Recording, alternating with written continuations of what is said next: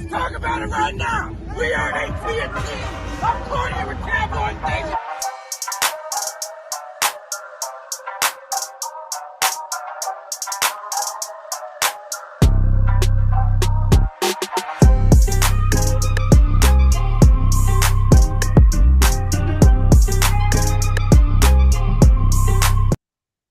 What is up? We are here for another edition of Tag Nation. It's your boy Mike Tag, Jimmy D. What's up, man?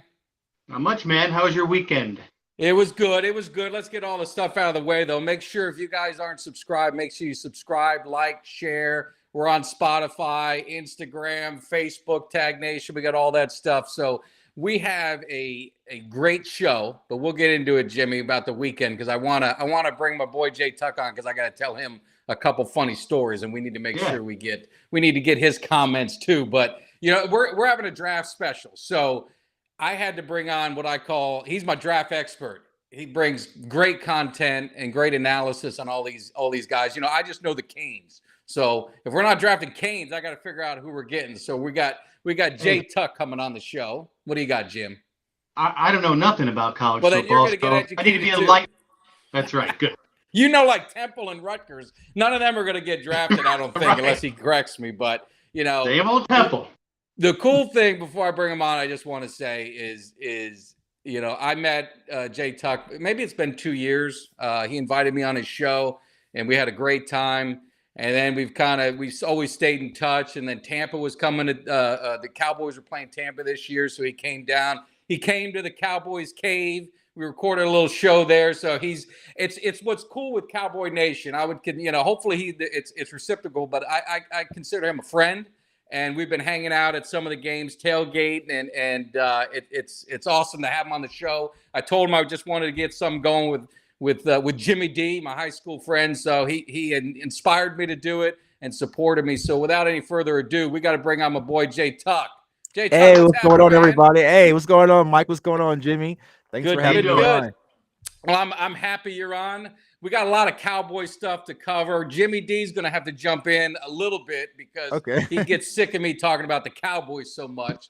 But you see him; he's got the Falcon. He's got the Falcon hat on, and I know you're riding that pitch train. So maybe there's some love there. You snagged one of our guys from me last year, but it turned out all right in Micah Parsons. So I'm not harping on it too much. Yeah. Before we get going, everyone knows who you are, where to find you already. But just in case we got some stragglers who don't know already, let everyone know where they can find you. Yeah, of course. You can follow me on all social media platforms, TikTok, Instagram, Twitter, at JTuck151. And, of course, my YouTube channel, CFO Sports. So even if you're not a Cowboys fan, stop by. We do a lot of great draft content. I will actually be at the NFL draft here in a few weeks, covering it live and direct from Las Vegas, which I'm extremely excited about. And then also here in the Kansas City area, I'm on 810 WHB radio with my guy Darren Smith every Sunday morning, covering all sports. Primarily got me talking about the Chiefs a little bit, but it's just like I'll be changing on me. Yeah, I know, right? It's you know, I kind of fall asleep at the wheel when I start talking about the Chiefs. But this past Sunday, we had Greg Ellis, former Dallas Cowboy, on the air, and you know, he kind of shared his story about draft day and being tied to the infamous Randy Moss in '98. Oh yeah, I remember that draft. I know that one very well. Exactly. So it was a good conversation with Greg Ellis, great guy. And you know, the thing with Greg Ellis is he had a really good career. He was no bust by any stretch. He was solid with the Cowboys. He put up good numbers, but he got tied to Randy Moss, so he never got the love.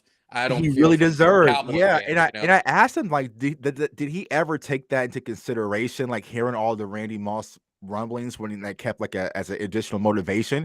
And he said he ignored it because he was like, the Cowboys wasn't the only team that passed on Randy Moss, but for some reason it was just tied to the Cowboys. I was like, probably specifically because Randy Moss always came back and torched us for it. But I was like, yeah, Greg Ellis had a great career. He had 77 sacks, Pro Bowl, comeback player of the year after he tore his Achilles in 2007. I know a lot of Cowboys fans thought that 2007 Cowboys team was going to be it. So Greg Ellis was an important piece of that, but he gets overlooked because he's just the guy that we passed on Randy Moss for. So, you know, it was great kind of hearing his story from his perspective. Yeah.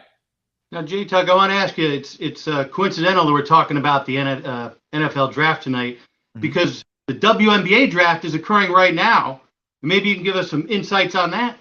I can probably give you zero insights on that. And I did watch the national championship, so salute to Stanford and Don Staley what she did. So I'm sure there's a lot of people getting drafted out of out of UConn, also Stanford.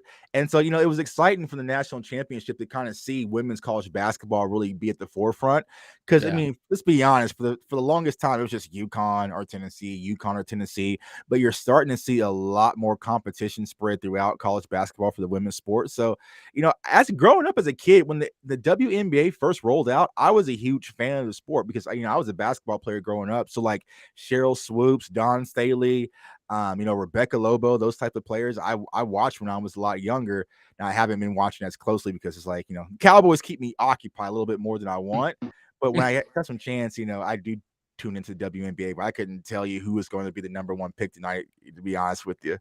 No, neither can I. So we'll focus on what at least I know. Yeah, I think because that's gonna be the Cowboys. So we have the off season, and we don't need to get too deep in the weeds of it because we want to focus on the draft. And it seems to me the Cowboys, their philosophy now is building through the draft, re-sign their own, but they let a couple of their own go. But that's for another day. But what do when you're seeing they got to hit home runs, or at least they got to hit a couple doubles and maybe a triple. Mm-hmm. And, they've got 9 picks. You lose Gregory, you lose Coop, or you let him go. Mm-hmm. And you let Connor Williams go, which I don't think any of us were upset to see that go. Then I see Malik Turner. He left. I know he was like a 5 receiver, but he showed maybe some promise to move up to a 4. And then, obviously Cedric Wilson goes. So, what are your, obviously I'm thinking DN, wide receiver, offensive line. What are your needs for the Cowboys? Is along that line, or are you seeing some deeper issues out there? And Mike, you hit it right on the head. I think that we are going into the draft like it has to work. Like we can't afford a fumble in this draft due to the way or lack of aggressiveness in this free agency. I mean, we really didn't do much. We didn't have key additions. We had a lot of subtraction. So, for me personally, and I know a lot of people harp on me about this, I feel like we need to address the offensive line. Now, I know you can get a guard, which we'll talk about here in a second, in the later rounds. But how I feel is like, knowing how the Cowboys are, if they take a guard in the first round, they are going to be more, more propelled to actually play him and start him and give him the job. Versus if we take him in the later rounds, the second or the third, well, then you kind of have a battle with Connor McGovern, who's been there for a while. And me personally, I don't think Connor McGovern's going to give up that fight easy. So, you could run into a situation where Connor McGovern could be your starting left guard if we don't get that immediate impact left guard out the gate when it comes to the Cowboys. And what you have to also consider is that we lost Lyle Collins as well. So now if you have Terrence Steele as your primary right tackle, well, there goes your swing left tackle as well. So if something happens with Tyron Smith and gets nicked up a little bit, so the depth that we have with our offensive line now is kind of depleting. So for me personally, I'm addressing offensive line. I think linebacker is a position of focus as well. And of course, wide receiver. I feel more comfortable addressing wide receiver in the later rounds than I do offensive line personally for me. Yeah. And when I was a kid, I loved the draft. I mean, I still watch it, but to me, it was awesome when it was that Saturday, Sunday. And it was all day Saturday, all day Sunday. My family, we would sit and watch the draft, always end up painting or doing something, but just listening to it. But it's just now it's, but when I was there, I wanted the sexy, I wanted the receiver, I wanted a running back, I wanted where now as you get older, the game's won in the trenches. So I'm hoping they go offensive line, unless what if someone, I know you said receiver later in the draft, what if one of those guys fall? Would you take one of those receivers maybe that's coming off an injury that maybe put up 70 yard touchdowns 3 times last season, a guy like that? And so it's hard because if we had signed Amari Cooper and then let Michael Gallup walk, absolutely, I'm taking Williams and then just let him sit for a little bit, recover off the ACL. But if you take Williams, I think that's who you're talking about, right? Yeah, of Alabama. Course. Yeah. And so if you do that, now you have Amari Cooper you have Michael Gallup coming off of ACL. So when is that window going to fully be back? And then you have your number 1 draft prospect that's coming off of ACL. When will he really be back? So you're kind of going into a hole with CeeDee Lamb and James Washington and Noah Brown and some of these younger guys for a few games. So depending on how the schedule lays out, you could possibly consider, but of course we won't know till after the draft. And so that's the only reason why I'm out on Williams. Yeah. But if Michael Gallup was fully healthy, I would take him in a heartbeat and not look back. He is the only wide receiver in this year's draft where I would kind of throw out all logic and just like, all right, man, we'll just do it and just figure it out later as we go. But me personally, I don't think he's going to slide. And I think that's the crazy part, which I've been preaching on Twitter, is like, we're talking about a lot of wide receiver options being available at 24 versus last year. There was like no chance you're getting Chase or a Waddle or those caliber of wide receivers, or even, Devontae Smith. So it lets you know there really isn't that clear separation of the pack. There's a lot of good guys kind of in this cluster that I feel like the Cowboys can get either day one, but preferably day two. Yeah. And so looking at offensive line, so Linderbaum, that seems to be the name I've seen most. Tyler Smith, Zion Johnson. Do you have a favorite amongst the three, or if there's someone I'm missing, maybe add that person as well? Yeah, so I personally think Tyler Linderbaum, the center out of Iowa, will be one of the best prospects as far as the interior offensive line is concerned. But I don't think the Cowboys are going to give up on Tyler Biadasz. I think they're going to want to continue with him. And that was my thing last year. Like, I was like, everyone was talking about Connor Williams and Connor McGovern and the right tackle position. I was like, does anyone not see what's going on at the center position? And so, they tried to address it earlier in camp when they tried Connor McGovern at center. They tried Connor Williams snapping, but it just didn't work out. But I think they're going to give Tyler Biadasz another nod at the center position, unfortunately, and maybe he can grow into that position a little bit more. So I would lean more towards guard, even though Tyler Linderbaum was my favorite interior offensive lineman. The other guy who wasn't mentioned was Kenyon Green out of Texas A&M. And he's kind of one of my top offensive linemen just from the versatility, because he can play guard, he can play right guard, he can play left tackle, he can play right tackle. So just off of versatility alone, he gives you a little bit more. Zion Johnson will be your prototypical left guard that can slide over to center if something was to happen to Biadasz. But like I said, that left tackle position, it's really difficult because you don't know how long Tyron Smith is going to last. And there are some crazy, left tackles out there.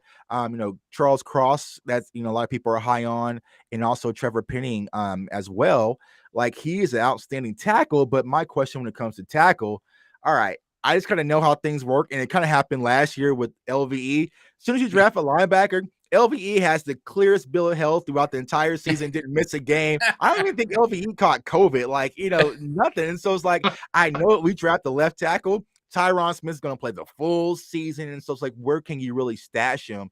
And so I really want a left guard with actually position flex at the tackle position. And I think Kenyon Green provides a little bit more. So if I had to give a nod from the Cowboys standpoint, it's either going to be Kenyon Green or Johnson as far as the interior offensive line is concerned. And go ahead, Jim. You got a question? No, I just want to ask something about the Falcons, not specific, because I know you're not a Falcons fan, but more generally speaking. So we're number 8 in the first round. You can trade us for Pitts. Yeah, the first round. Probably not going to happen. But you know what? We have a first round. We have number 8 in the first round. Then we have 2 second rounders and 2 third rounders. About a month ago, I would have said we need offensive linemen, but now things have changed a lot. So now I'm looking at wide receiver. We lost Gage at Tampa Bay. We all know what's going on with Calvin Ridley. So, I mean, what would you? I know that there's not a lot of quarterbacks, big name quarterbacks, and you got the guy from Liberty. Then you got Desmond Ritter, maybe from Cincinnati. Yeah, Ritter, Cincinnati. Yeah, Ritter. Yeah. So are you snaking a quarterback at the number 8 pick and sleeping wide receiver?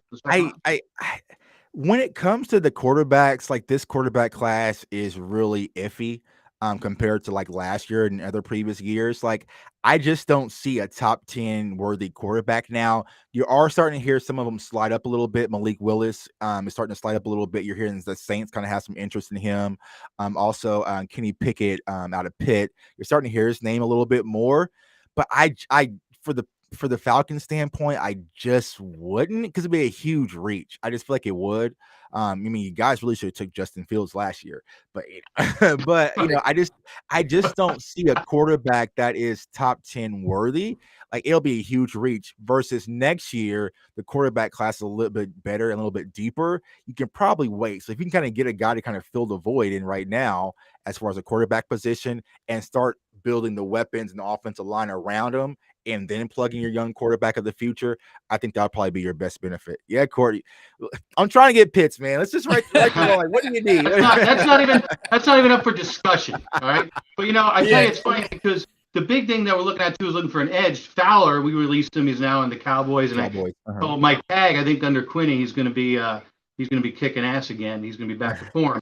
But what I understand, there's like a top 10 or 15, few players off the edge who are available. And I don't know. Yeah, the edge rushers are extremely deep, and so I mean, Thibodeau, and then you're also hearing Aiden Hutchinson out of Michigan. Those are kind of top 2 guys, but you're also starting to hear Trayvon Walker being considered today. I saw some tweets saying that he could possibly go first to Jacksonville, so I have him as my defensive end too. To be honest with you, I feel like Aiden Hutchinson is the clear favorite. Just take him. You don't have zero worries, zero concerns, and you're going to get a ball player. But at 8, you can probably get Kayvon Thibodeau out of Oregon, or maybe if Walker slides a little bit. So, if defensive end is a primary need, you can probably grab a huge quality guy. I know Mike's a Miami guy, but one of my Knowles and Jermaine Johnson II, he'll be a quality guy for the Falcons as well. So there's a lot of options, and I feel like you should grab your defensive end because the complete game disruptors are going to go early. You can get quality guys in later room, but if you want that instant impact game disruptor defensive end where it feels like that was worth the pick, you'll probably have to go with him in 8, and then you can fill your wide receiver void in the second round or day 2. Yeah. Okay. And looking at defense, so we're talking, the Cowboys maybe go offense, go on the line. Are there any defensive guys that you're looking at? Because the one thing I'm seeing, which concerns me a little bit, is with Parsons, right? So I'm trying to get some mojo. I got the Parsons jersey. I got the draft cap when he's going. I'm hoping we get another guy like that to fall to us and help us out. But, letting Gregory go, are we going to be more dependent on Parsons to be rushing a passer, which I like him to do, but I like that. I like him freelancing a little bit. I like being able to move him around and keep that offensive guessing. So what are your thoughts on a defensive side, possibly maybe? Yeah, as far as defensive side is concerned, I think linebacker might be the solution. And for me personally, it's Nakobe Dean out of Georgia. And he's kind of reminds me of last year, Nick Bolton, right? When you watch Nick Bolton out of Missouri, he ended up getting drafted by the Chiefs. Like, you watched his film, just a football player, intangibles, intellect, IQ, it was all there. But just because of his size, he was short. And that's the reason why he slid to the Chiefs. And I feel like Nakobe Dean, when you watched him at Georgia, you instantly pointed at that guy and said, that's a football player. And I feel like just because he's not 6 foot and doesn't fit the profile, there's going to be a lot of teams that pass on him. So if he does slide, I'm taking him with no concerns, and then you let him play the middle linebacker, which will allow you to now let Micah kind of be that chess piece, roam around the field and do a variety of different things. In the middle of your defense is still solidified with a great high IQ guy, and you still have Van Der Esch, and you still have Jaron Curse, who we re-signed as your big nickel guy. Yeah, I would definitely take Nakobe Dean. Another linebacker out of Utah, Devin Lloyd. He's kind of Parsons-ish too as well, because he can pass rush and do a lot of different things. I mean, if you want to get greedy and have 2 guys out there causing chaos, but you also got to consider we do have Jabril Cox. If he comes off that injury, what we saw from that brief moment in that Giants game, I feel like him and Mike is going to be dynamic. So I would add it's that prototypical middle linebacker piece in Nakobe Dean, and let him do that. And you have Nakobe Dean, LVE, Micah Parsons, Jabril Cox, and I'm ready to go out there and play some ball. Yeah. Well, you got someone who might agree with you there. Yeah, my guy Nick, what's going on, Nick? Nick's agreed with you. Yeah. So looking a little bit now. So the first round, we're thinking it's, I've seen it with the linebacker, and for some reason, people don't value linebackers anymore. They don't. You would think after last year, people would have changed that. Man. I'm still hearing that, like, oh, you can't draft a linebacker. I'm like, well, it worked out pretty damn good last year, because that was the whole thing about Micah. You can't draft an off-ball linebacker, and a lot of people want to tag certain players. And I'm just like you, Mike. When I turn on the film, do I see a football player? That's first and foremost. Everything else comes second. I don't give a damn what your position is, and that's it. When I watched Micah last year, I was like a football player. That was it, like a disruptive guy. And I don't care about position value and all that sorts of stuff when it comes to the way I scout personally. No, I'm the same way. I mean, I like to, show me what's on tape. I don't want to see the measurables. Right. I'll go back in time a little bit, and I'll only do this because it's the Eagles, so I love it. Is a guy by the name of Mike Mamula, Boston College. Right. You guys remember him? He had these. All he did was he trained for the combine, and he put up these unbelievable numbers. Yeah. He ends up getting drafted. I think that was a draft. They drafted him ahead of Warren Sapp, if my memory's right. And he ended up being just a huge bust. He didn't have he wasn't good on tape. He didn't have the numbers, but when you saw him at the combine, he was a freak because he just trained to every measurable that they were testing. Everything was off the charts. So to your point, watch the tape. Look at these guys. Are they ballers or not? And I said it this morning. I was like, for me, it's pretty much 80% film, 10% is like off the field medicals, and the intangibles, and then the other percentage, like 7%, comes down to your pro day and your combine and your measurables. Like, I don't really focus on combine warriors. Just like I said, I could probably go out there on a good day and maybe get 225, 15 reps, and just like, does that make me a better prospect? Like at the end of the day, can you play football? I remember another guy, David Boston, like he came out and he was jacked like an action figure. He was like the first guy to jump out the pool, and people were like, oh, I got to have that. And it's like, we can't play football. Like there's more to it. So then just combine numbers and running in gym shorts. Like that's the thing. Watch the tape. The tape never lies, just like Courtney said. But that's the funny part is you get, the so-called experts, and they put so much emphasis on that combine. And again, you're right. Guys are just training for that. You know what happens after the combine? They put on 30 pounds. They haven't worked out in a month, and where's the football IQ? And it's just ridiculous hearing these so-called draft. Because you think some of these players, they opt out like of their bowl game. So some of these guys have been training for the combine since December. So it's like, all right, so you're running 4.3 and you do all this great stuff. It's like, first of all, nobody on the football field is going to be coming out of a 3-point stance to sprint anyway. So it's like that changes a lot. I'm like, two, a lot of players are skipping out on the bench press. Like they're not even doing the bench that heavily.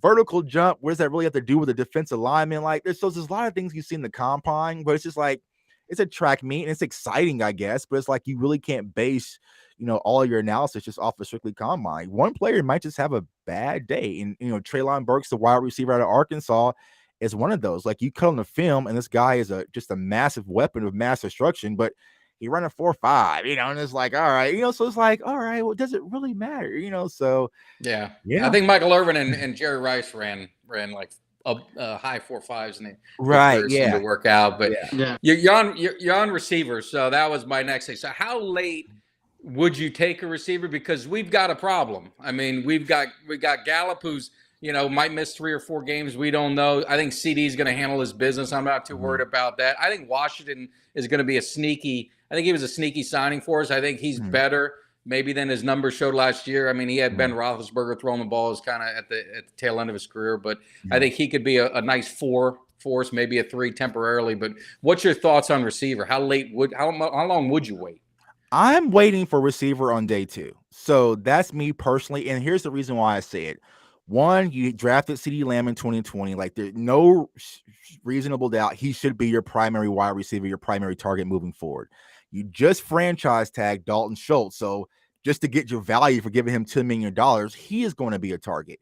You just paid Michael Gallup as well. So he needs to just get the targets for being a wide receiver too. So if you draft a wide receiver at number 24, like you're really thinking about him being the 4th option. And that's not even including Zeke and Tony Pollard as well when it comes to your offense. And so it's like, if I'm going to draft a wide receiver at number 24, he instantly is like my second primary target after CD, which doesn't make sense for signing Michael Gallup and franchise tagging Dalton Schultz. So when I'm looking at a wide receiver, I'm looking at a day 2 guy that you can simply just plug in, be your wide receiver, your slot guy, kind of fill that void that Cedric Wilson had, and kind of just be that guy, but you're not taking a huge jump at him at 24. And a lot of Cowboys fans, I think when it comes to wide receiver, that's just how we stop the pain, right? It's just like sexy new toy, wide receiver. Okay, we did nothing all season. Everything's better now, and this guy's going to be the savior. I'm like, like I mentioned, Treylon Burks. If you're going to use Treylon Burks in the backfield, using him like a Deebo Samuel, that's what CeeDee Lamb should be used as. So it was like, why would you get two wide receivers that pretty much do the same thing? It's kind of like, we all have kids. It's like, you already have a toy. You don't need another one. Play with the one you got in your closet first. Like, show me how you're going to use CeeDee Lamb and Michael Gallup and Dalton Schultz. I mean, you couldn't even use Amari Cooper last year. Mm-hmm. You don't need another wide receiver right now. Figure out, play with the toys you got. So I will look in the second round, and a lot of guys that I have, one of the guys I was high on early that kind of got some steam was Sky Moore. Tremendous route runner, kind of a burner wide receiver that can do a little bit of everything. Now he's just kind of getting pushed. I dropped my video on him like early in January, so now he's like maybe like a first round prospect. But if he slides to you at 56, I would definitely consider him. Jahan Dotson out of Penn State. Just a burner route runner, like guy, because we really don't get those guys that can just take the top off. And I just feel like Dak would need that. I know a lot of people are talking about Chris Olave out of Ohio State because he just reminds them of Amari Cooper, just an efficient route runner, kind of a chain mover. But like I said, I don't want the same thing that we just gave away. Like I want something new, something refreshing that can do a little bit more. You're hearing conversations about Drake London, who's kind of your big wide receiver threat out of USC, but that's Michael Gallup. So it's like, a lot of these wide receivers that a lot of people are high on does the same things that we already have. And like I said, when it comes to Jameson Williams, that would be the icing on the cake, but he's just hurt. When is he really going to return back? If you say, everything looks good, Cowboys check the medicals, and he might miss 1 or 2 games, all right, pull the trigger. That's perfectly fine. But we kind of seen when it comes to ACLs, it might take 8 to 9 months. I mean, Tristan Hill was out, forever. So it really just depends on your rehab, and it's hard to gauge it. But, there's a lot of day 2 guys that I feel like it can be a simple plug and play with the Dallas Cowboys offense, and you're not wasting extreme value of being a first round pick. Yeah, so and who's going to get Williams, right? The Chiefs probably. Yeah. That's what they're talking about, because they brought in they brought in Juju Smith-Schuster, and they brought in some Valdez Scantling, and so it's like that's the kind of a team they can kind of just wait until he fully recovers, and it's like, okay, that's your Tyreek Hill replacement right there and go. But I feel like someone's going to take him and stash him. It might be the Packers. Like a lot of those teams that kind of got rid of those primary wide receivers, they're going to take that flight on. So I don't think he's going to get to the Cowboys, to be honest with you. So what you're saying is, because we, as we talked about before, the Falcons, besides Pitts, and he's technically a tight end. I mean, we're picking up the Bears cast-offs at this point. We have some bin signings. You're saying the wide receiver class is that deep that in the second and third round you're picking up starters, playmakers? Yeah, you can. So, some of the guys that I have, like I said, Garrett Wilson, like he's sliding up from Ohio State. Like he could be an instant wide receiver 1 for you guys, or 2. So I feel like for your offense, Pitt seems to be the primary target. And then, everyone else is kind of leftovers. But you have Wilson out of Ohio State. Let's see, there's Jalen Tolbert, a small school kid. He's out of South Alabama. Had a great Senior Bowl, one of my favorites as well. Dropped the film session on him. Just great intangibles, has it all. If he was a D1 player, I feel like he would be top the rank. So there's a lot of quality guys out there as far as wide receivers. Now, I don't think that this year's class is going to have the Jamar Chase impact, the Jalen Waddle type impact, but there's a lot of great core guys that you're going to look out on Sunday and see that they're making an impact. So, yeah. Like I said, I was going to say, I'm sorry, Jalen Tolbert it's interesting you said that. I have him written down. Mm-hmm. One of my friends, his son is a quarterback. He's a freshman. He's a quarterback at South Alabama. Okay. And all he did was tell me, watch Jalen Tolbert. They said he is unbelievable. And they're a smaller school, like you said. They said if he was at Power 5 conference, he would be a top pick. He'd definitely be a first rounder. So maybe that's a guy. It's funny you said that because I have him written down, and I was like, do I mention it to Jay Tuck? Am I going to get laughed at by the followers? Yeah, because my buddy said he catches everything. Catches everything. Christian Watson, another guy at North Dakota State, is one of those small school guys that can easily been one of the top caliber wide receivers at a bigger school. And like when I dropped the video on Jalen Tolbert, it's like I kind of researched him, and the main thing he said is like he stayed at Southern Alabama because he wants to show the small school guys have something to say too. And he wanted to kind of be that anchor to bring that school to the forefront. And so he's a leader. He had a great Senior Bowl, as I mentioned. great catch radius, speed. It's all there.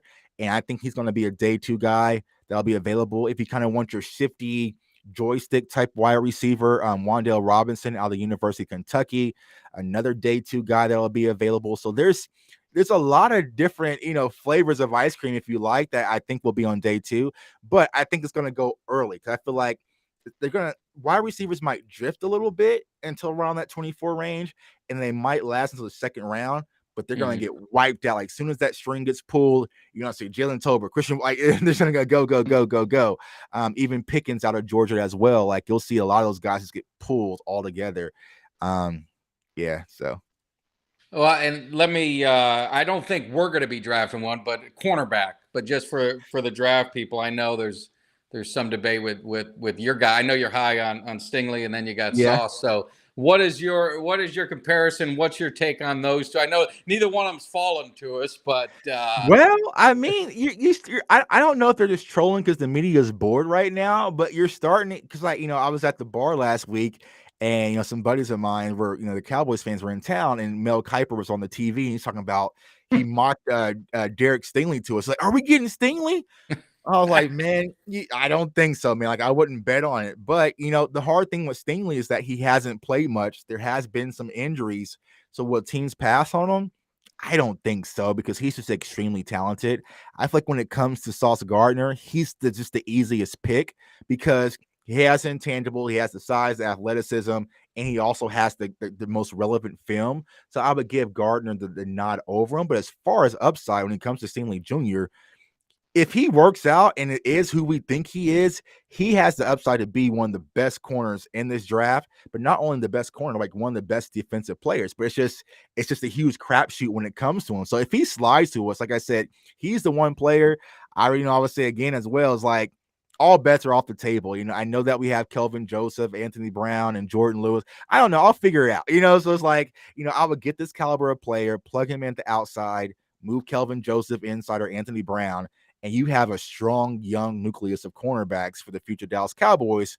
With Micah Parsons giving quarterbacks only 3 seconds to pass, I'll definitely take that. So, I love what I see from Stingley Jr. Well, and you see that cornerbacks always are going to go higher than projected a lot of times because it's such a need position and everyone's clamoring for the cornerback. So we're probably not, we're not going to get lucky enough. But I'll ask this for my son because he's all in on Joseph. So, I mean, do you see him making that move to be the starter for the Cowboys next year and seating Brown, or do you think it's going to be the same kind of play as last year? To be honest with you, I do not know. Now, I know we did get glimpses of Boss Man last year, but a lot of people just they have their targets on Anthony Brown, but Anthony Brown had an outstanding season last year. So it's like, he did. With some of these veterans, it's like I'm not going anywhere like easily. And so I feel like in order for Kelvin Joseph to really take the job, he is going to have to snatch it from Anthony Brown. And I know the Cowboys standpoint from the coaching staff, they're going to go with players they trust. And so they really have to get that commitment from Kelvin Joseph. Where he's like, all right, we know that we can trust you. Now, when I was out there in Oxnard, if you just look at player for player, like Kelvin Joseph is up here, Anthony Brown's down here, and that's no knock to Anthony Brown. Like, Kelvin Joseph is one of those athletes we all seen him growing up with that can drink soda, eat a hot dog, and go out there and just play football because he's just so athletic. But like I said, it's going to be hard for them to really bump Anthony Brown out of that position. Now, if Kelvin Joseph gets it, then maybe they move Anthony Brown back inside to be your slot corner. But then, Jordan Lewis didn't play too shabby last year as well. And so, that's kind of the roadblock when it comes to Kelvin Joseph, is getting Anthony Brown out of the way. And I just don't think Anthony Brown's going down without a fight. Yeah, no, I agree. I mean, he wants him. He said he's changed his number to 1 now. So now he's back to the college thing. I don't know. All our cornerbacks, it's 1, 2, 3. And I guess Diggs is 7. So 7, yeah. I mean, like I said, like, I'm gonna have to need a players guy because I still, like, every time I see J-Ron Curson 27, like, oh, good play, Jordan. I'm like, I'm so lost with number 27. Like, who is it now? Like, that number's been passed around so much. But I think Kelvin Joseph, he's tremendous talent. It's just he just has that veteran in the way. Yeah, no doubt. So who would you call your sleepers? A guy, guys that we should watch out for. Not in what I always say is the first and second round, that's the glam. but the championship teams are won in the mid to later rounds. That's where you build, that's where you get your diamonds in the rough. That's where you build the nucleus of your team. I mean, who's on your radar there for the Cowboys, just in general?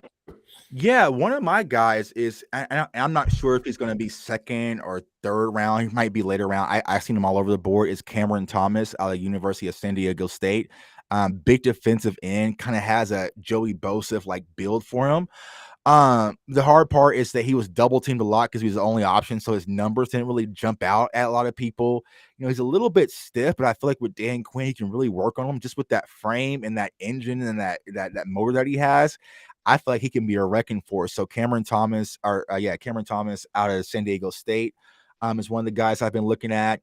Another guy I've been high on, you've been kind of seeing a lot of mock drafts probably on Twitter mention him, is Marquise Bell. He is a safety out of FAMU. And I watched Marquise Bell when he played at Coffeyville, Kansas, which is the JUCO here. And just tremendous talent, long arms, lanky. He's kind of like a J-Ron Curse type build. And I know that he was a 30 visit for the Dallas Cowboys. And so I think that he might be in consideration out of HBCU. I'm trying to think other sleepers. I mean, tight ends. There's a lot of tight ends that I do love. I know. I saw your tweet.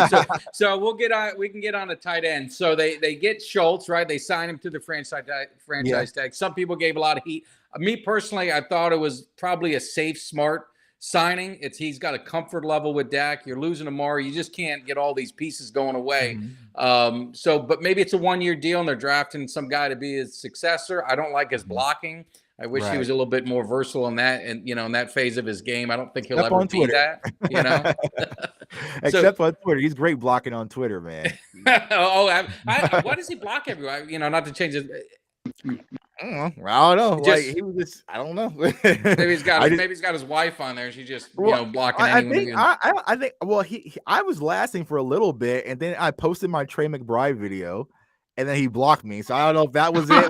Oh my God! Yeah, so his skin's too thin for me. But tight ends, what are you seeing out there? Is there someone that we should be keeping our eye on in general as well? There's a lot of quality tight ends in this draft, and when it comes to Dalton Schultz, I think that he is a decent talent, but he just doesn't give us that it factor. And you look across the board, what they have in Atlanta, what they have here in Kansas City, what they have out in Vegas, like you're seeing wide receivers with a lot more position or tight ends with a lot more position flex that can play not just inline tight end, just basically blocking tight ends on the inline, but they can play Y and flex out or even go into wide receiver because you can change the flexibility of your packages. So you can have technically 11 personnel, but your tight end is treated like a wide receiver to create mismatches for the linebackers. That's what makes Pitt so damn dynamic, right? And so that is the trend. I feel like Dalton Schultz is just your prototypical, find a spot in the zone, chain mover. There's no big catch playability. There's no yak to his game. He's just a decent guy. And so I feel like there's a lot of tight ends that you can really get in this year's draft. Now, my favorite, and I've been very vocal about this, and this is my pet cat. This is my guy, I stand Mike and Jimmy, that's like, he's on my tab. He's good. It's Trey McBride out of Colorado State. Like when I watched this film, I was like, that's it. Like he can play. I mean, he's a former basketball player, but plays tight end. Can play the slot wide receiver spot. He can play outside, big catch radius, and then at Colorado State, like they were a typical run team. Like they ran the ball a lot. Like they were run focused, and he still put up 1,000 yards receiving because of his playmaking ability and getting shifty. And I feel like when it comes to the Cowboys, what a lot of teams did to us last year is that they took away Gallup, they took away Coop, they took away CD, and it's like, I'm gonna let Dalton Schultz start it. So we'll give you that safety blanket. But if you get a tight end, that if you take that underneath throw and he can get out and make things happen and really get up the field or stretch the field a little bit, it opens up our offense tremendously. So I feel like Trey McBride will give us that. Do I think we're going to take him? Absolutely not. But there's other players like Isaiah Likely, who's one of my other favorites out of Coastal Carolina. He's just your prototypical wide receiver that can play, or tight end that can play wide receiver, do it all, speed demon. Kind of like my fake Gucci knockoff brand Kyle Pitts. Kind of call him like, some of the, so that's what I'm kind of looking at. Greg Dulcich out of UCLA. I know a lot of people are extremely high on Jelani Woods out of Virginia, but going back to what we spoke about earlier, he was the guy at the combine that took his shirt off and everybody went crazy and went, woo, and he put up great combine numbers. He's 6'7", built like a damn Dragon Ball Z character. But then when you watch the film, you don't see that. It's just like he's slow, he's blocky, he's very limited in his route tree. He's not even a big, red zone target. He's primarily a blocking tight end. And so it's like 6'7", 245, 250, running a 4.5. You should have a Kyle Pitts like impact. You would think, but it's just, just an extra kind of guy. Now, he would be a great project just off that frame alone. But I feel like there's some other guys out there that can just give you a little bit more instantaneously, so we're not having to build and wait for that guy. Yeah. Sounds like he's big and he's tall, but he's clumsy. Yeah. I mean, like I said, man, when he took off his shirt, that must have been a smart agent move. Just, hey, man, when you're doing your drills at the combine, just take your shirt off real quick, man. He took his shirt off, and then everyone was like, "Oh, I need that guy." I'm like, yeah, And then he lifted up a blocking dummy, and all the scouts went crazy. So it's like it's crazy you can do that, but then when you're playing the game, you really can't do anything. Greg Dulcich out of UCLA, another great talent. Charlie Collier is one of my favorites. Out of Iowa State, and another guy who the Cowboys were kind of interested in out of SMU is Grant Calcaterra. Now, he was a tremendous talent at OU, played for OU a little bit when they had Kyler Murray, but he had a lot of concussion issues, and he left football for a little bit. And he said that he watched last year's draft. He was working a regular job, and it's like, man, I missed the game, so he came back to it and went to SMU. But, that's the hard part about it. Concussions, like that is a iffy line, but like just from talent perspective, he's probably one of the most talented tight ends, just, from a playing perspective in the draft. But it's like concussions, so he might be a guy that if he's there day 3, I'll snatch him and bring him in because you already signed Sean McKeon, you already signed Jeremy Sprinkle. And so it's really not that risk, but it could be a high reward if the medicals and all the head stuff checks out. Especially, he's got it here. If he's wanting to come back after being out, he's got it here. Right. So, exactly. And so a lot of Cowboys fans are like, oh, he quit football. Like he quit football because of concussions. Like, like his brain, it wasn't like he just walked away. Who was our Hall of Fame preseason tight end? I forgot him. You remember he used to put up huge numbers in preseason. What was it? I was thinking of him. Rico. Yeah, Rico Gathers, and that's kind of like what Jelani Woods could be. It's kind of like that Rico Gathers. That's what I was thinking of. That big basketball target, but it's just like, can you really put the complete package together? Now, Jelani Woods is a great blocker, and I know a lot of people, want a blocking tight end because Dalton Schultz doesn't do that. And why I've been so proactive in preaching getting another tight end over wide receiver per se, because the Cowboys were trying to go 12 formation a lot more last year than they traditionally did, especially under Mike McCarthy. We were going 2 tight end sets. And so, Close Jarwin got hurt and got nicked up there as well. But it's like, if you go 2 tight ends and you have a tight end like a Trey McBride or like Isaiah Likely can play wide receiver, then technically you're in 2 tight ends, but you kind of have to treat them as a wide receiver. And so it really puts the stress on the defense to be more creative in how you're going to defend that.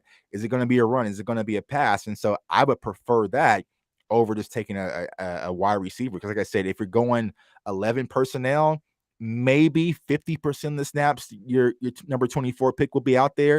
And that's just not enough value for me. Yeah. Hey, Jimmy, can you read the comments if I put them up? I've seen. No, you can try. Give it a shot. No, I'm just seeing the name. I'm just seeing the name. This is one of my favorites. Every show we get a comment, so I love to put this one up there. It says, "Hey, Jimmy D, 28-3. That'll never get old," with a smiley face. Hey, what was it? 1996. Was that the last time, buddy? Hey, when so shut your who was it? When we Cowboys boss? Is that what you're talking about? Shut your We don't get blown out. I don't care. The last time you won a Super Bowl was when Jerry Jones was knocking up that love child. Come on, man. We won. I know I'm not going to live it down, but I don't care. Oh, man. I was pulling for you in that Super Bowl, man. I was pulling for you in that Super Bowl. And it was Patriots and Brady. You just wanted to beat him. At least for you now, North Carolina is kind of the new meme guys from blowing the lead now. So since my Hawks. So, and again, I'm not a big college guy. I went to bed. Hubert Davis. He was, obviously played for the Knicks for years, and I went to bed. They were winning, and I woke up the next morning. And, whoa, something bad happened. After going through that, man, Mike and Jimmy, man, I don't think I'm ready for a Super Bowl, man. Like I was just on edge all damn day. Like I was shaking. And then that game, like it didn't start till like 8:20. And I'm just like, let it happen. And then you go through the motions. All right, we're gonna lose like this, get blown out in the championship. And he's like, all right, Tuck, shake it up, and it's like winning a championship and playing that type of caliber game, man, it's an array of emotions. But I got back from the parade yesterday, got to celebrate, man. It just feels good to celebrate some victory for I want that feeling, man. It's know, been too man. long. I know. Think about it, because we're gonna get on my next subject with you on draft. This will be a lead-in. You got the Cowboys. I've been waiting since '96, and in high school it was three or four. I thought this is normal. I didn't know no better. Yeah. After the years in the 80s. At least you had a prime. We know nothing. And then you get my Canes. It's been since 2001. We got robbed in 2002, so I could have got another one out of that. So, I've been hurt all over the place, but I think it's going to change. So, I want to turn a little bit to give me some Canes talk in the draft. Okay. I know we've got, we don't have the high level talent right now, but we're building, and I'm excited about this year. And you guys we got something for you when you come down to the 305, when them Knowles make it down there this year. We got something for you. Homecoming. Looking at their prospect, a couple guys are intriguing to me, and that's Charleston Rambo. He came over from Ohio State. He was highly touted. He was a transfer, and we had some kind of injuries at quarterback and stuff, and then once we settled in on that, he was putting up numbers. He was setting records at Miami, which as a receiver, that's pretty damn good. If any record you set in Miami, do you see him? It doesn't look like anyone's got him getting drafted. I'm kind of surprised, but what's your take on him? If it comes to Rambo, I think he's going to be a day 3 wide receiver. I personally think he will get drafted. He's an excellent route runner. I mean, he, like you said, he broke records at Miami, had a few drops, and that's kind of been the question with him. They kind of limit him as far as is he going to be able to create enough separation at the NFL level? But like I said, I think he's going to be a day 3 guy, but he would definitely get picked up even if he's an undrafted free agent, because the talent is there, the production is there. Like I said, and that's what it comes back to watching the film and watching the games. It's like when you look at Rambo, you're just like, all right, that's a football player, but they're looking at his measurables, they're looking at his hand size, they're looking at all these other different factors. But me personally, I think that he could probably be a day 3, probably 6th round guy. Just based off his talent alone. So I would think that I would definitely take a flight on if I'm needing for a wide receiver. I know he was at visited guy. He was at Dallas. He was one of the 30 prospects they brought in. So and that'll lead me to where I'm getting to. And then you got Bubba Bolden. Right. He had some injuries. His last year he had a really good. I think he was a junior, so I might be wrong, but he had a good year the year before. He was putting he's a ball hawk. He had a lot of picks, a lot of turnovers. He's physical, and that's where he ended up getting hurt, is because he would end up, collision was his thing. So do you see him kind of getting that opportunity at the next level? Yeah. I mean, I think Bubba Bolden might be an undrafted free agent.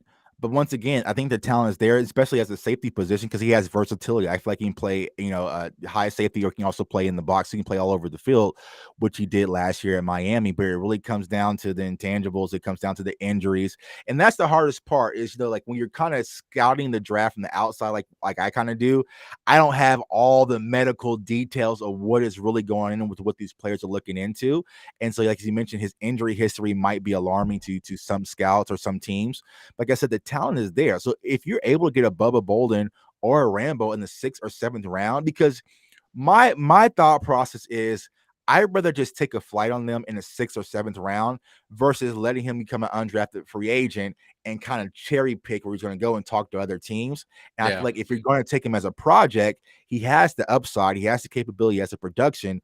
I'd rather just take a flight on him in the late rounds, bring him in. So I think a team might pull the trigger, but he might be more of a, if I had to go, I think Rambo has the opportunity of being drafted before Bolden would be, to be honest with you.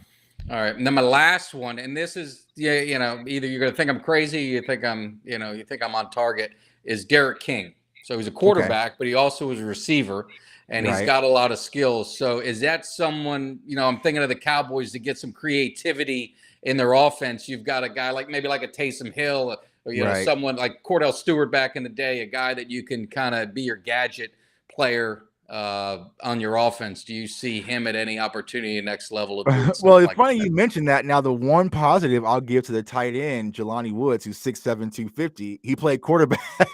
And so, I was like, okay, that's a little bit more attractive because you can really kind of run the read option with him. And, especially in the red zone. So that way Dak isn't taking a pounding. Let's a 6'7", 250 guy, go in the end zone. But I feel like when it comes to King, I don't think he's going to get drafted. I think he'll be an undrafted free agent, but you're kind of seeing some of these guys that are kind of like gimmicky, get more opportunity in the NFL. Even going back to Malik Willis, like Malik Willis has the capability to run and you have that kind of, that dual threat.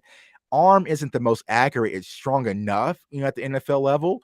But I think, Lamar Jackson and some of these shiftier wide or quarterbacks kind of open the door for some of these other quarterbacks. And so I think that you might see the possibility of King coming in and maybe he does transition to being a wide receiver a little bit. I'm not sure how his capability is as a wide receiver, but we saw it with Cedric Wilson. So we've seen quarterbacks convert over to wide receiver at the NFL level.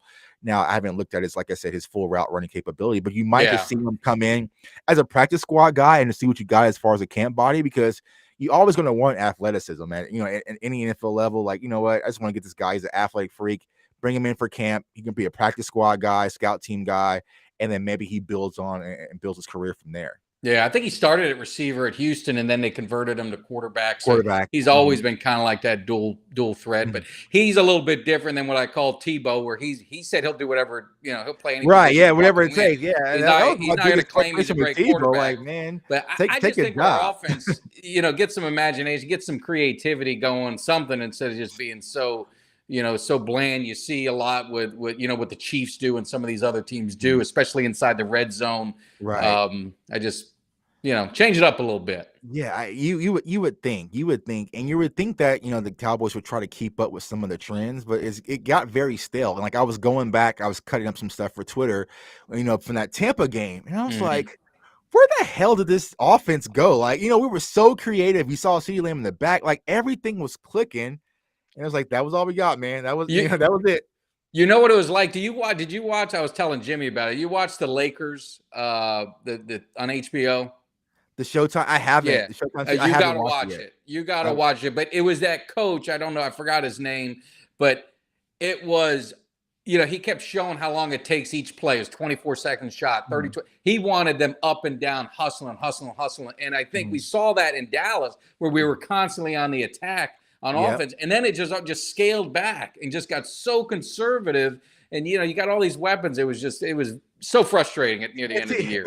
And when I watched the film the other day, I was like, I wonder, was it really fight or flight? Like they were just so afraid of, Tom Brady is like, all right, we just got to go, because this team, like I didn't see that team again throughout the entire season. I mean, everything was clicking. Dak was on point. The offensive line, Connor McGovern playing right guard, everything was on point, and they were just in fight mode. And then it's like, You guys started playing way too conservatively as the season, like toward the end of the season in the playoff game, and it didn't make any sense. And that's on your offensive coordinator. I don't care what you. We've talked about that plenty of times. That's play calling, man. And I think that the fake optimism that all Cowboys fans had was like he was saving it for the playoffs, What are you saying? He's like, what are you guys talking about? Kellen Moore saving it for the playoffs. You watch. It was like, all right, Kellen, come on, you got something. So. I just want to take a step back. You're talking about the Canes before. I just want to ask, Mike, this is a question for you.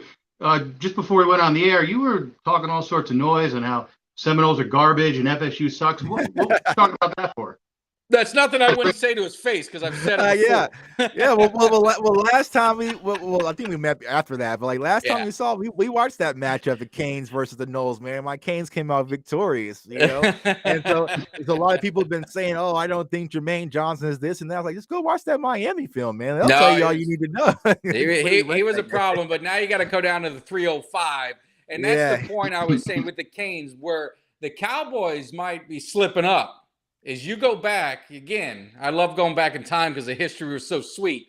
But who did we have on this team? Was covered with Canes. You had Irvin, you had K-Dub, you had Russell Maryland, you had Darren Smith from the Bermuda Triangle of the U, the greatest linebacker core at any college, with Armstead and Barrow and Darren Smith controlling it. Where do we got to get the U back in the Dallas Cowboys? There's some Florida guys, some people from Florida. It's funny you mention that, because if you think about it, and someone had said this on Twitter to me a while back, it's like, I think that's when the whole Cheeto situation kind of happened, but like getting big school guys back in house for the Cowboys, because the bright lights doesn't create any pressure for them. Like, you played at Alabama, you played at Georgia, you played at LSU, like playing at AT&T Stadium isn't nothing compared to what you played at. But I feel like we can get some of these smaller school guys, like the magnitude of the star can kind of overshadow them, and maybe they get a little bit rattled. And so I would agree, not all Miami guys, but you got to get some of those guys who's been in the trenches and played against the best. Get the Alabama guys out there, get the Georgia guys. Because it's like, we're playing against this guy. Well, all the best guys from those schools are coming from the state of Florida. So we just need to keep them in the state. Miami, Florida State, and Florida need to not let them leave. But Jimmy, I'm going to give you one more chance. We got a beautiful comment here. You can't see it, but it says, here we go. Is Jimmy D lazy with that background, or is he waiting on the Falcons to accomplish something that he can hang on his wall? Oh, who's that? Is that our Denver fan talking out there? That's a Denver fan. Thinks he's gonna have a big season this year when his quarterback's got nobody to throw to? Danny, shut your mouth and mind your business, okay? I can't say nothing to a Broncos fan, man. I can't say nothing to a Broncos. No. I walked out of that stadium beaten and bruised that game. Well, I had Kelly on, and Kelly K9, and we were talking about it, and we were trying to meet up. We wanted to collaborate and do like some hype video. I said, thank God that didn't happen, because I get killed a lot from the haters. That would have blew up so bad in my face. It was like, it felt like we were sleepwalking. Even before the game, when I was going there, it just did not feel good from the moment fans, I woke up. The energy was just so different outside. And, a lot of Cowboys fans, like, they'll see me, like, at Lot 10 and us hanging out. But when the Cowboys lose, man, I'm out of that stadium so quick, man. Like, people were texting me after that 49, like, where are you at? Like, I'm already at the house, man. I'm gone, packed, ready to go. Like, I'm done with this, man. So, I had all these hopes of that playoff game. We're going to be partying at Texas Live. It's going to get crazy. And I was out of there quick, got to the taxi and headed to the hotel. If I could have flew out that night, I would have. Yeah, I know. I was ready to go. Yeah, I was looking. I was like, give me a flight out of here. So I was like, I was done with football. I actually felt badly for you the next day on the phone when I was talking to you. I felt awful. You sounded terrible. It was. That was rough. It hurt. That was my first playoff game live to see the Cowboys, and that's just not the way I drew it up. And it was disappointing, which leads me to something before we wrap up, because I told you, I got an email from the Dallas Cowboys with with some news for me, and I didn't know if you got it too. They said, hey, I upgraded my seats, so they say, hey, we're all ready for next year and this and that, and said, now you have an opportunity to get a suite, and we've got some concerts coming up. Kenny Chesney, Garth Brooks, one of the kids' favorite, I can't remember his name, but anyway. For $5,000, we can get you hooked up in the suite. Oh. That's the starting price. And if you want, we actually have some suites for the Cowboys games. They go kind of quick, and they're $20,000 to start. So I was going to see if you wanted to maybe get a collection. Maybe we work on something. We get a suite for the game. Yeah. Well, why not? Sure, why not? Can you imagine paying $20,000 and sitting in a suite to go and watch that Broncos game? Oh my God, I would be livid. I wanted to say, hey, how about some emails about we signed this guy, we got this going, we got that going. Don't be sick. They already want my money May 1st. They already said the money's got to be in the mail. You know what I'm saying? And that's what people understand. The season ticket holder, they messaged me.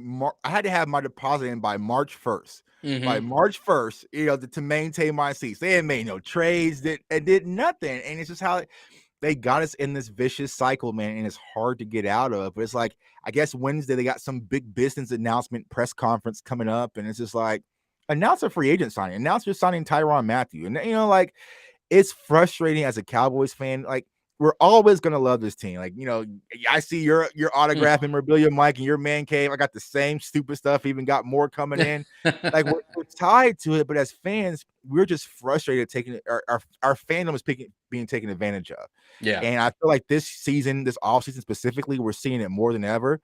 And it's kind of like, they're laughing in our face. Like, we're not going to sign no free agency. We're not going to do anything. But guess what? We're going to raise ticket prices on you, and we're going to run the same team out there. You're going to buy in and get slapped in the face before the playoffs. And guess what? You're going to come back and do it again the next season because you're a diehard Cowboys fan and you cannot quit this. And it's just like, you're right. And what's crazy, you take like us, we had no money. So me, it was all pipe dream. We weren't signing anybody, but like I said, a bunch of Chicago Bears cast-offs. You guys had money and didn't make it happen. I'm so scratching my head. Create money. And like I said, DeMarcus Lawrence, he's an incredible guy. If I'm like, hey man, give me my money back. You made this move, renegotiate a deal because you thought it's going to sign your partner Randy Gregory. Then they botched that. Okay, you botched that, and then you don't do anything additionally with it. Because even if you look at the Bobby Wagner deal, or you see what Tyrann Mathieu is trying to go for, we can easily make it happen. And like I said, Cowboys Nation, we could have kept Amari Cooper. We could have kept Lyle Collins. We could have kept Michael Gallup and Randy Gregory and still made the moves that we currently have. Like, it wasn't like we broke the bank on Fowler. It was just James Washington Fowler, our punter Anger, and J-Ron Curse because we lowballed him in the offer as well. And that's our offseason right there. We could have kept everything as is. But, Stephen Jones has this mentality that, cheaper is better and just make it work. And it's frustrating because it feels like it's a lot of complacency when it comes to this front office, but we are the ones that have to sit on here, these shows, and sit out there at AT&T Stadium with our egg on our face, looking stupid, supporting this team. And they're just like, you know what, we'll be better next year. And so it's like I told Jimmy, and I'm sure it happens to you. Not a day goes by, because if I'm not working, I'm pretty much in cowboy gear. Not a day goes by when I'm in public that someone has to make some snide comment. I don't talk to people. I'm pretty quiet. Right. I mean, you see me. I get loud on the videos, but I usually keep to myself. And there's not one day that goes by when I'm either with my kids somewhere, out getting something with my wife, and someone's got to make a comment, and then we kind of get into a. Because if you get me going, I'll get loud. Right. And that's the thing is like, and I always tell people, it's kind of like, family, like I can talk about my team, but ain't nobody else going to do it. So I'll be having like conversations with like Rome or somebody, on Twitter talking about how frustrated with the Cowboys, and the Eagles fan will chime in. I'll be like, oh, hell no, you're not going to. Philadelphia, get out of here, man. We have a common hatred for that city. The thing is, what I'll say, and I touch on it a little bit, but being able, one of my goals always as a fan, and I'm going to be a diehard fan. Come opening day, I'm going to be busting through, and I'm going to tell you guys all how it's going to go, and I'm all in. So this is my bitch test, and I can do it now because the season. But once it's done, I'm all in. But being able to get season tickets and be able to go to more games. I only used to go to like one or two, a year if I was lucky, if they were around. But it's gotten me the opportunity to obviously meet, you, Jay Tuck. It's meeting a lot of other great, fans and content creators, and being able to get on shows. And it is a family. And when I went out to Lot 10, I mean, that was probably the most fun, even though we lost. That tailgate and hanging with everyone was probably the most fun I had at any football game. And that to me is what they're taking advantage of, is the passion that these Cowboy fans have, and that all of us have, because we're ride or die. I'm not changing. I even told my kid one time, he's like, Dad, can we just win? I said, you could change. I said, you're young enough. If you want to do it, I mean, I'm not going to hate you for it. I said, you just never allowed in this room. I said, but I get it. But we're all in, and that's the thing. These Cowboy fans, there's no bandwagon. I mean, if you're die hard, you're going to get bandwagons when we win. But the ones that have been through these years, it's we're loyal to a fault, and it's a family. And actually, I say, when I get to meet people and get to see other Cowboy fans, that's what I love. About social media these days. When I was growing up, I didn't have it, but that's worth it to me. I mean, I want some Super Bowls, don't get me wrong, but that's 1,000% right, Mike. Like, meeting you and meeting Cowboys Nation, like, has fully embraced me on Twitter and other social medias, man. It's been incredible. And so that what keeps me inspired, because honestly, sometimes I come on my channel and other channels, I don't really want to talk about the team, but I want to talk to my brothers and sisters, and help extend their platform and just have fun and get our steam off and get our voices heard. And like Lot 10, like I can't wait to get out there, Vegas here in a few days. I can't wait to get out to Vegas because I haven't seen Spoonie and Nix and those guys since the season ended. So I'm excited to see my brothers and my family in Cowboys Nation. Y'all keep me going, and vice versa. And so it's really more about the family, but like I said, it gets taken for granted. And the silver lining I would say that came from the national championship that kind of keeps me a little bit more optimistic from KU is like, this was not the most talented Kansas basketball team. We've had extreme talented teams before where our rosters were stacked and we didn't pull it off, but there was a lot of togetherness and closeness with this team. And even though they weren't the most talented, they came together and they really rallied and fought for each other. So even though our roster doesn't look the way we would prefer it, you just never know, Cowboys Nation. And here's what I want to say. Keep the hype, because me and Mike like to give y'all some positivity. Even if you look at our schedule, we have the NFC East twice, those games. We have the Jags. We have the Lions. We have, I think, the Bears. We have, some of those the Texans, right? Playing the South, yeah. The South. So it's like, even if Dak Prescott just stays up and stays healthy, I feel like Dak Prescott can have the worst season of his career, and we still should be at like 8 games. So it's like, I just think that this has to be some optimism. But like I said, as Cowboys fans, you have every right to be frustrated right now by what you're seeing. But like I said, at the end of the day, you got to roll up your sleeves and fight. We can't just go into the season like, it's just not going to happen. Woe is me. Like, just like you, man, when you drop that first hype video, I'm going to retweet it. We're going to go out to the game. And if y'all want to shut me up, shut me up. If we win 4 games and Dak is horrible, then I'll shut up. But it's like, I'm a Cowboys fan. I bleed it. That's all I know. I wouldn't even look right in a different jersey or a different hat. I would probably look goofy or feel bad. So I'm not going anywhere, man. But like I said, the passion of the fans, is being taken advantage of, which I'm going to be interested to see how long will the fans really, take, with this team. Because like, if we get out to a slow start, offense isn't looking great, because like I said, the 49ers game was the first time I really seen Cowboys fans disgruntled, like throwing trash and booing. But it was angry. Like, yeah, it was like anger after that. And I think you're seeing Cowboys fans kind of be on that cusp. They're on their breaking point, so they better fix it. And here's what they're gonna do: they're gonna draft a wide receiver. They're like, we got rid of. Oh, it's perfectly fine getting rid of Coop. We got Chris Olave. And then they're gonna put a pretty number on him, sell a few jerseys, and that'll get you to buy in for a little bit until you get out there. I'm like, that's not no Cooper, man. Yeah. Mike, I got a question for both of you. Mike, I can't see the comments, but was that Courtney from Twitter on there to comment about something? Yeah. Yeah, she's a big hockey. Oh, okay. I hope your Habs are winning tonight. I can't watch. We're doing a podcast. Hey, J-Tuck, I got a question for you. Is it okay if I join Mike at one of the games if I wear my Falcons gear? Yeah, absolutely. Where was you last night? Hey, thank you.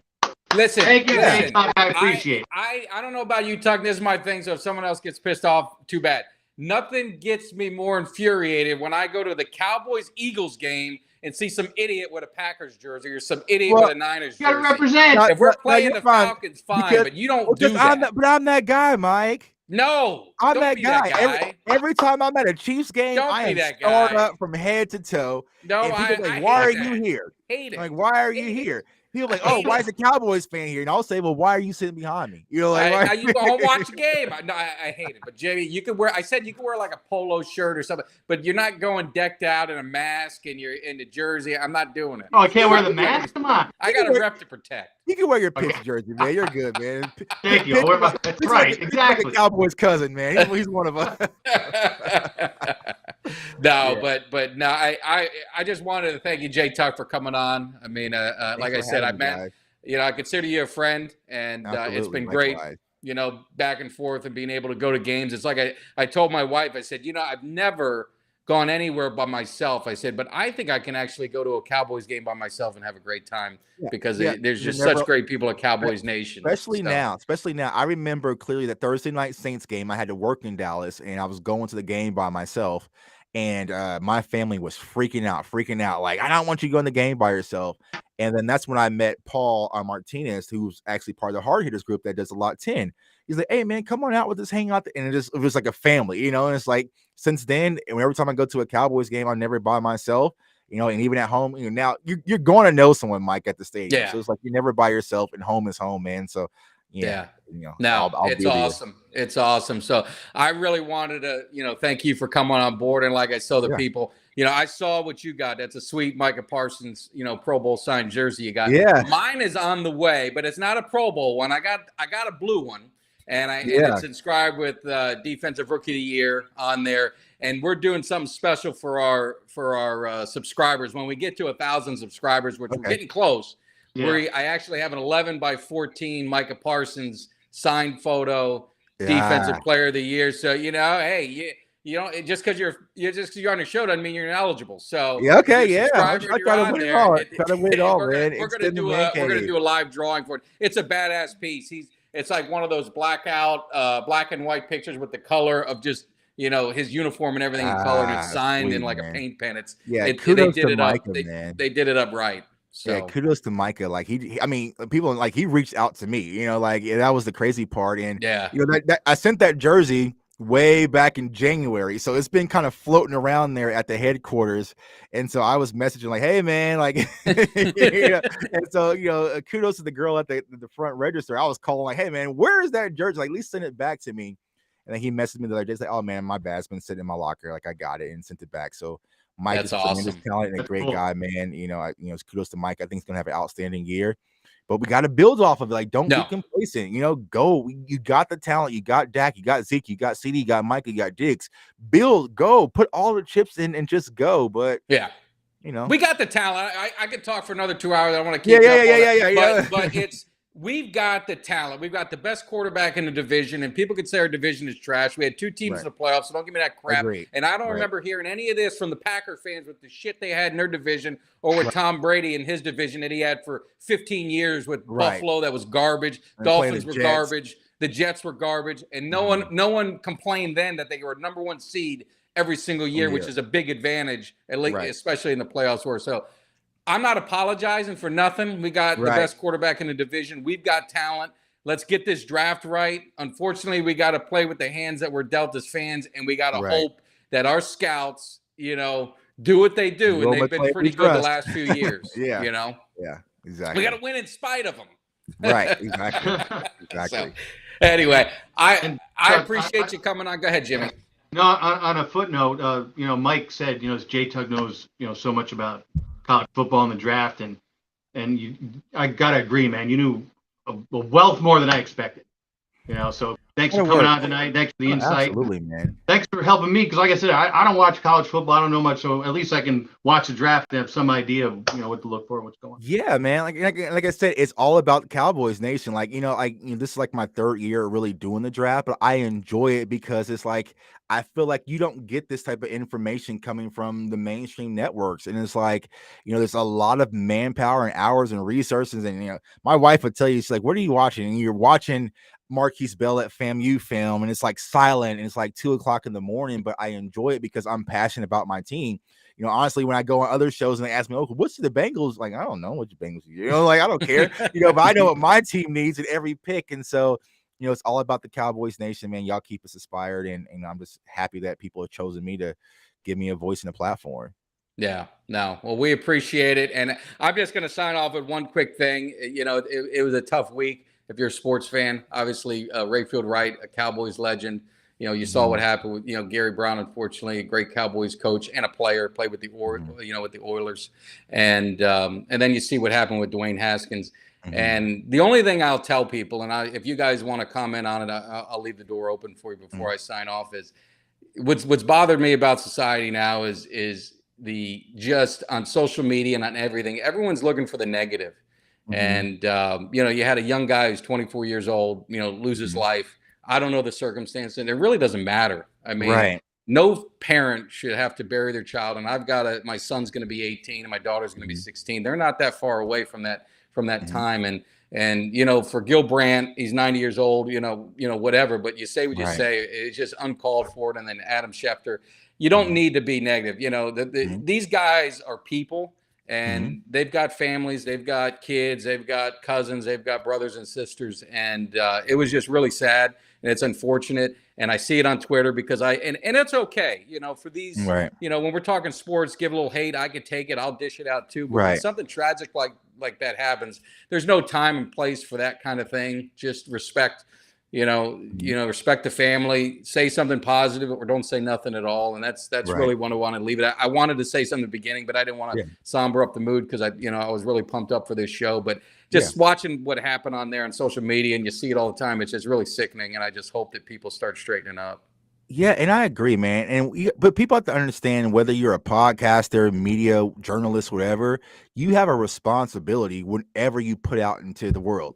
And before I am Jay Tuck, the Cowboys media guy or whatever, like I'm a father, I'm a husband, like, and so you have to have that first. And so whenever a life is lost, stop there. A life is lost. My condolences. I don't need a full analysis breakdown on his career because I don't care about that.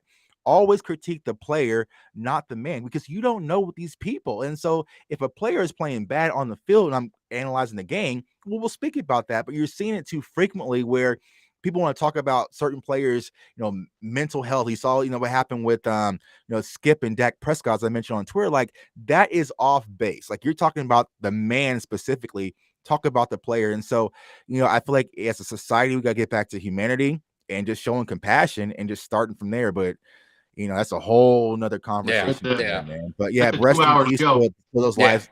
Rest in peace, those lives that's lost. It was very tragic about Dwayne Haskins. Young, and the hard part is like seeing him the day before, laughing and joking with his teammates, not thinking. So life is short, life is precious, man, and and enjoy it. So that's my ending statement. No. Jimmy, anything? No, you covered it all. I mean, let the poor man rest in peace. Let his family grieve. Just don't go that way. Like Jay Tuck said, be a human being. Right. It's sad. Well, I didn't mean to end it on a sad note. I had a lot of fun with you, Jay Tuck. Cowboys 16-0 next year. That's where we're ending it. Absolutely. No other way to have it. So again, I appreciate it. I look forward to always your shows, your draft coverage, everything else. Let the people know one last time where they can find you if they don't already know. Yeah, of course. You guys can follow me on all social media platforms at JTuck151, Instagram, TikTok, and Twitter, of course. My YouTube channel is CFO Sports. We do Cowboys content. We do draft breakdowns. We talk all football. I will be live at the NFL draft covering. Knock on wood. Oh, actually, I'll let this out. I'll give you guys some breaking news. I will actually be on the red carpet for the NFL draft. And so I'll be covering the NFL draft on the red carpet and also on the media room as well. So day one, you get Jay Tuck media guy. Day two, I'm at the pool having margaritas and drinks. And you get 1 day of coverage, man. But I'm extremely excited about that. And like I said, you can also find me on 810 WHB Radio here in Kansas City, talking all sports with my guy Darren Smith every Sunday morning. That's awesome, man. Take care. Again, awesome show. I appreciate you coming on, man. Thanks, guys. We'll do it again, man. Peace out. We'll see you next week.